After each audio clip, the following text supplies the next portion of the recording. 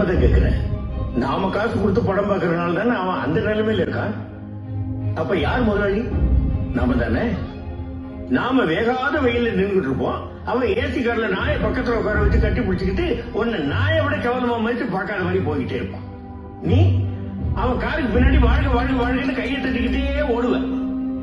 ஏன்னா உப்பு போட்டுதானே சோறு திங்கிறீங்க? யோசிச்சு பாரு.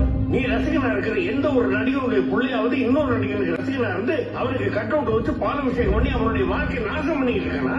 அவன் அடிச்சு சம்பாதிச்சு கார் பங்களான்னு போயிட்டு தான் இருக்கான். ஆனா நீ ஒரு நாள் மழை பெய்ஞ்சா கூட வீட்டுக்குள்ள தண்ணி வந்து இருக்கிறதுக்கு இடம் இல்லாம நடுத்தரில் வந்து நிற்ப.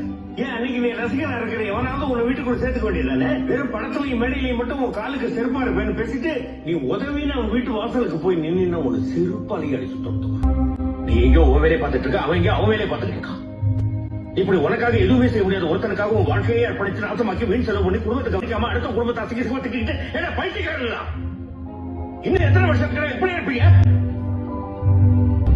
எவனுமே எவனை விடையும் பெரிய ஆள் கிடையாது.